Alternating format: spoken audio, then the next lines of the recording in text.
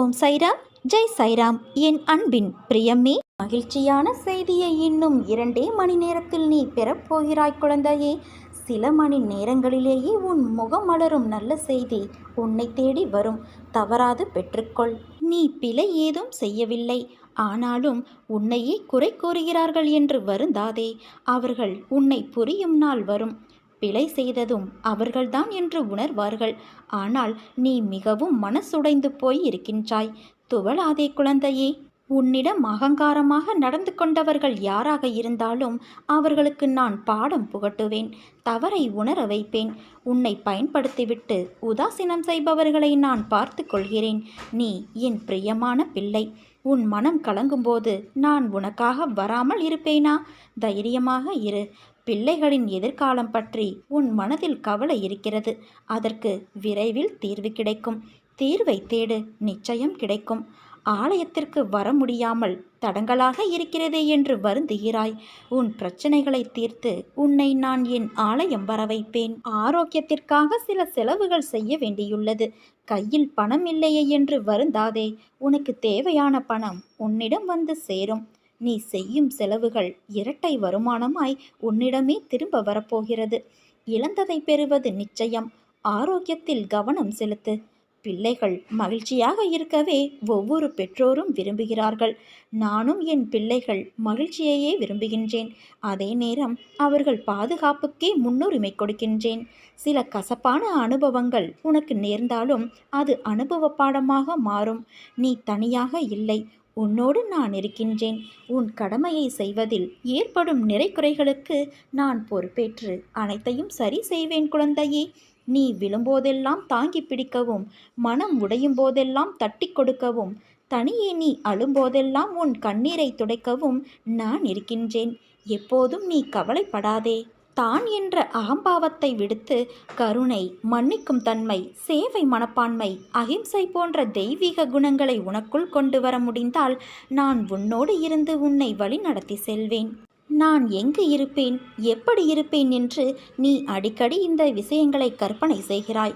உண்மையில் நான் வெகு தொலைவிலோ தெரியாத இடம் ஒன்றிலோ இல்லை. நான் எப்போதுமே உன்னோடும் உனக்குள்ளேயும் இருக்கின்றேன். ஆனாலும் நீ என்னை அடையாளம் கண்டு கொள்வதில்லை. தாயின் கற்பத்தில் குழந்தை உருவாகிறது. குழந்தை வளரத் தொடங்கும் போதிலிருந்தே தாயானவள் குழந்தை மீது பற்றுதலை வளர்த்து கொள்கிறாள். தன் குழந்தையின் தேவைகளை பூர்த்தி செய்வதற்காகவே முன்கூட்டியே அதற்கான சகல ஏற்பாடுகளையும் செய்கிறாள். அவ்வாறே நானும் கர்ப்பத்திலிருந்து உன்னோடு சேர்ந்தே வந்துவிட்டேன். உன்னுடனேயே இருக்கின்றேன். உன் தேவைகளை நான் பூர்த்தி செய்கின்றேன். நான் உன் தாகத்தை தணித்து பசியையும் போக்குகின்றேன். உனக்கு சக்தியை கொடுத்து உன்னை நல்வழிப்படுத்துகிறேன். தாய் இந்த கடமைகளை வெளியிலிருந்து செய்கிறாள். உன் அகத்தில் இருக்கும் நான் அதற்கான தூண்டுதலை உண்டாக்குகின்றேன். புற உலகின் பாதிப்பால் கவனத்தை இழந்து நான் வேறு எங்கோ இருக்கிறேன் என்ற மாயையில் நீ இருந்தால் நான் எப்படி உனக்கு உதவ முடியும்? உனக்குள்ளேயே இருக்கும் நானே எல்லாவற்றையும் நடத்துகிறேன் என்று நீ எப்போது உணர்வாயோ அந்த நொடியிலேயே என்னை அறிந்து கொள்வாய். எந்த கணத்தில் நான் என்ற அகந்தையை நீ ஒழிக்கிறாயோ அக்கணமே நான் உன்முன் இருப்பேன். நானே உனது ஆத்மஸ்வரூபன். இன்ப நிலை நீங்கி துன்பச் சுமையை சுமக்கின்றாயே. அனுபவிக்க இன்னும் என்ன இருக்கிறது என்ற அளவில் துன்பத்தின் எல்லை வரை சென்றுவிட்டு வெறுமையாய் நின்று என் முகத்தை உற்று பார்க்கும் உன்னை நான் கண்டு கொள்ளவில்லை என்று நினைக்காதே. உன்னை அன்போடுதான் நான் கவனித்து கொண்டு இருக்கிறேன். உன் இழப்புகளை திரும்பி பார்த்தால் என் மனம் கூட நடுங்கத்தான் செய்கின்றது. ஒவ்வொரு முறையும் உன்னை தைரியப்படுத்தி கொண்டு வருகிறேன் என்பதை நினைவுபடுத்திக்கொள். இன்னும் நீ கடந்து போக வேண்டிய தூரம் கொஞ்சம் இருக்கிறது. அதுவரை எல்லையற்ற பொறுமையோடு, தீவிர நம்பிக்கையோடு, உன் சுமையின் கனம் தெரியாமல் இருப்பதற்காக என் நாமத்தை உச்சரித்தபடி இரு. என் சத்தத்தை உணர்வுள்ள நீ கவனித்து கேட்டு அதன்படி நடந்து கொள். அப்போது உனக்கு இளைப்பாறுதல் கிடைக்கும். எதற்காகவும் நீ கவலைப்படாதே. உன் கூடவே உன் தந்தையான நான் இருக்கிறேன். எது வந்தாலும் நான் உனக்கு அருள் செய்ய காத்திருக்கிறேன் குழந்தையே. உனக்கான நல்ல நேரம் வரும் என்று நான் நம்பிக்கையாய் கூறுகிறேன். என் வார்த்தைகளின் மீது நீ நம்பிக்கை வை. வா குழந்தையே, என் அருகில் வா. என் மடியில் உட்கார். உனக்கு என்ன வேண்டும் என்பதை நீ சொல்லித்தான் உன் தந்தையான நான் தெரிந்து கொள்ள வேண்டுமா? உனக்கு ஆசிர்வதிக்கப்பட்டதை தராமல் நான் எங்கு போகப் போகிறேன்? மனதை அமைதியாக வைத்துக்கொள். எந்தவிதமான சூறாவளியையும் அதற்குள் நீ அனுமதிக்காதே. இந்த நிலை வெகு விரைவில் மாறி உனக்கு வெற்றி கிட்டும். நான் கூறியது எதுவும் இதுவரை உன் வாழ்வில் நடக்காமல் இருந்துள்ளதா? அப்படியென்றால் இப்போது மட்டும் ஏன் இந்த கலக்கம் உனக்கு? நான் இல்லாமல் நீ எப்படி தனித்து ஒரு நொடியும் இருக்க முடியாதோ அப்படித்தான் உன்னை பிரிந்தும் என்னால் ஒரு நொடியும் தனித்திருக்க முடியாது. என் குழந்தையே, உன்னை நான் என் வலது கரத்தால் தாங்குகின்றேன். கர்மாக்கள் சிறிதும் மீதமில்லாமல் நசிந்துவிடும் அளவுக்கு என் பெயரை நீ உச்சரித்து கொண்டே இருப்பதால் ஒரு லோபியைப் போல ஒரு பொக்கிஷமாக இரவு பகலாக உன்னை நான் பாதுகாக்கின்றேன். யாரிடம் நீ மனவிட்டு உன் குறைகளை பகிர்ந்து கொள்கிறாயோ அங்கிருந்தே உன் நிவர்த்திக்கான வழிகளை நான் நேர் செய்கின்றேன். யாரை தேடி நீ போகிறாயோ அவராகவே நான் இருந்து உன்னை வரவேற்று உபசரிப்பேன். எனக்கு பிரியமானவர்கள் உனக்கு ஆசி கோருவார்கள். அந்த ஆசியை வழங்குவதும் நானே என்று அறிந்து கொள். சோதனை காலத்தில் உன்னோடு யாராவது பயணித்தால் அதுவும் நானே. வீட்டில் இருக்கும் சந்தோஷம்தான் மிக பெரியது. அந்த சந்தோஷத்தின் அடிப்படையில்தான் உன் கஷ்டம் நீங்குவதன் வேகமும் இருக்கிறது. மனதிற்குள் ஒளிந்திருக்கும் எல்லா கஷ்டங்களையும் அவற்றை அனுசரித்து நீ நடப்பதையும் பிறரது கிண்டலுக்கும் கேலிக்கும் ஆளாகி அவமானப்பட்டு நிற்பதையும் அநியாயமாக உன் உடைமைகளை பிறர் அபகரித்து கொண்டு உன்னை நடுத்தெருவில் நிற்க வைத்ததையும் இன்னும் பலர் அப்படி முயற்சிப்பதையும் நான் அறியாமலா இருக்கின்றேன்? இனி நான் பொறுக்க மாட்டேன். அந்த துஷ்டர்களை பிரம்பால் அடித்து துரத்துவேன். தப்பு செய்யாதவர்களுக்கு தண்டனையை தப்பாமல் தந்து உனக்கான நீதியை நான் சரி செய்யும் நாள் நெருங்கி கொண்டு இருக்கிறது. நீ நம்பிக்கையோடு இரு, நல்லதே நடக்கும். உனக்கு தேவையான ஆறுதல் வார்த்தைகள் என்னிடம் இருந்து உனக்கு வந்து கொண்டு இருக்கும்போது எனக்கு இவர்களோ அவர்களோ ஆறுதலாக இல்லை என்று ஏன் நினைத்து கவலைப்படுகிறாய்?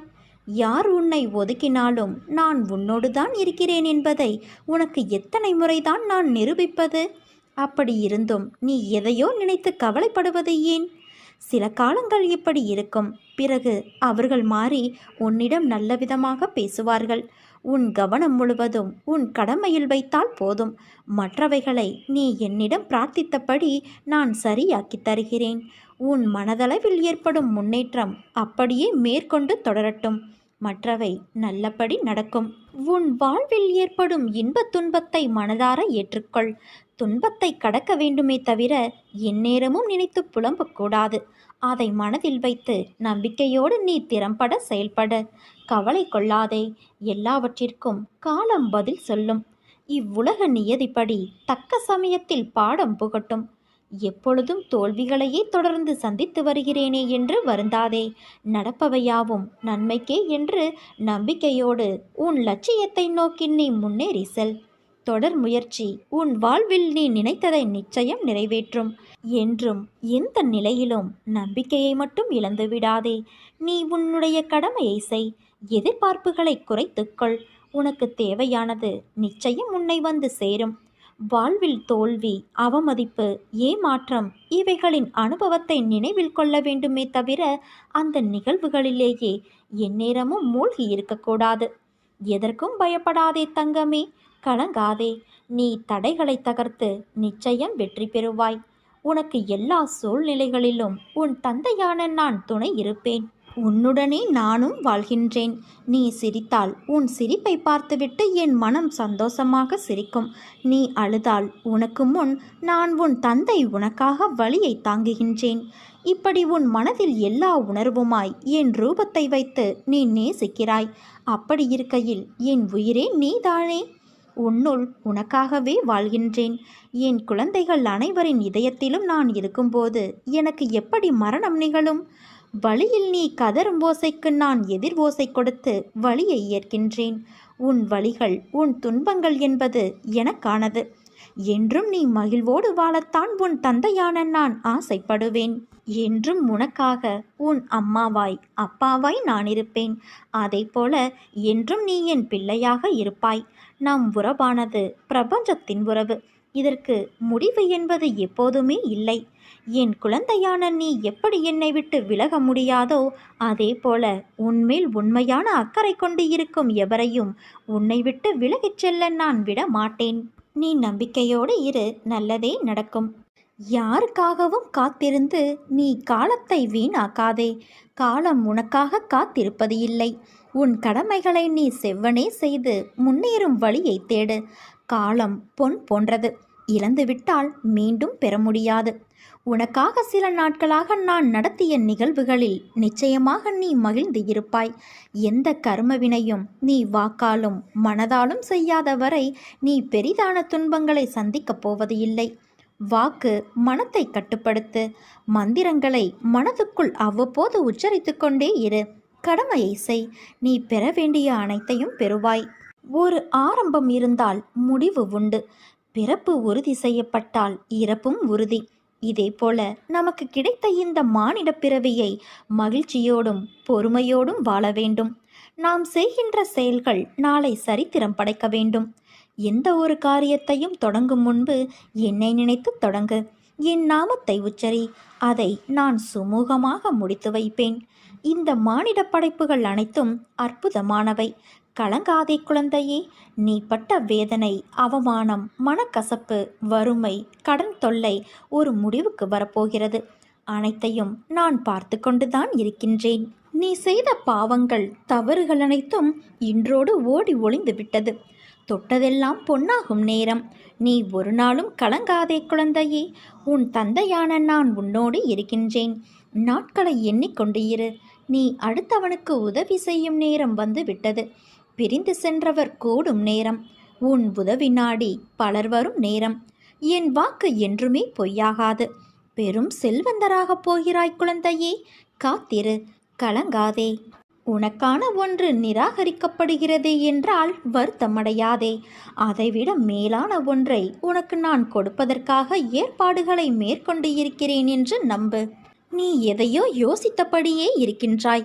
வாழ்க்கையில் வருவதை அனுபவித்து வாழ வேண்டுமே தவிர தேவையற்ற குழப்பங்களை மனதில் சுமந்து கொண்டு தேவையில்லாமல் யோசித்து கொண்டு இருப்பதை தவிர்த்து கிடைத்திருக்கும் இந்த வாழ்க்கையை எப்படி போராடி ஜெயிப்பது, இதை பற்றி யோசித்து வாழ்க்கையில் வரும் மேடு பள்ளத்தை கடந்து எப்படி மீண்டு வருவது, இதை பற்றி யோசித்து வாழ்க்கையில் வரும் இன்னல்களை எதிர்த்து வாழ வேண்டும். நான் சொல்வது அருள் வாக்கு அல்ல, தெய்வ வாக்கு. விதிக்கப்பட்ட விதி யாராக இருந்தாலும் அனுபவித்தே ஆக வேண்டும். நான் அனைத்திலும் இருந்து உன்னை பாதுகாத்து வழி நடத்திச் செல்வேன். என் அற்புதங்கள் நடந்து கொண்டேதான் இருக்கின்றது. அதை நீயும் பார்த்து கொண்டே இருக்கின்றாய். உன் துயரங்கள் அகலப்போகிறது குழந்தையே. மகிழ்ச்சியாக இரு. எதற்காகவும் எந்த சூழ்நிலையிலும் மனம் தளர்ந்து விடாதே. வழிகளை அனுபவித்த நாட்கள் மிக சிறந்த வழிகாட்டியாக இருக்கும். உன் வழிகளுக்கான பலன்கள் பல மடங்கு நிச்சயம் கிடைக்கும். ஒவ்வொருவரின் பாதைகளும் வேறு, பயணங்களும் வேறு. சிலரின் பயணத்தில் வழிகள் ஏற்கனவே ஏற்படுத்தப்பட்டிருக்கலாம். வழிகளின்றி அவர்கள் பயணம் செய்யலாம். சிலரின் பயணத்தில் வழிகளை உருவாக்க வேண்டி வரலாம். வழிகள் நிறைந்த பயணமாகவும் இருக்கலாம். வழிகள் தெரியாமல் நிற்கும்போது சோர்ந்து விடாதே. உனக்காக இறைவன் ஒரு புது வழியையே உருவாக்கலாம். உனக்கான பாதைகள் உன்னை வாழ்வில் மிக சிறந்த நிலைக்கு இட்டு செல்லும். அதனால் பாதை எப்படி இருந்தாலும் இறைவனை நம்பி பயணத்தை தொடங்கு. உன் பயணம் நிச்சயம் சிறப்பாக இருக்கும். இன்று நீ படும் கஷ்டங்களை வைத்து நாளை உன் வாழ்க்கையை நிர்ணயித்து விடாதே. பிரபஞ்சம் எந்த நேரத்திலும் யாருடைய வாழ்விலும் எத்தனை பெரிய அதிசயத்தையும் நிகழ்த்தலாம். நாம் அதை வரவேற்க தயாராக இருந்தால் மட்டும் போதும். நேர்மறையான சிந்தனைகளோடும் நம்பிக்கையோடும் இரு. பாபாவின் பாதத்தை தஞ்சமடைந்த பிறகு பொறுமையை சோதிக்கும் நிகழ்வுகள் நடக்கும். எல்லாமே கழுத்தை பிடித்து நெரிப்பது போல இருக்கும்.